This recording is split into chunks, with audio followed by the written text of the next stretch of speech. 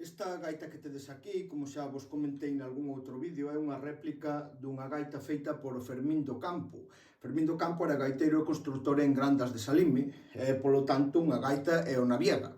Unha gaita da Naviega das que empregaron moito os gaiteiros da Fonsagrada. As gaitas de Fermín eran moi apreciadas polos gaiteiros da Fonsagrada porque funcionaban moi ben.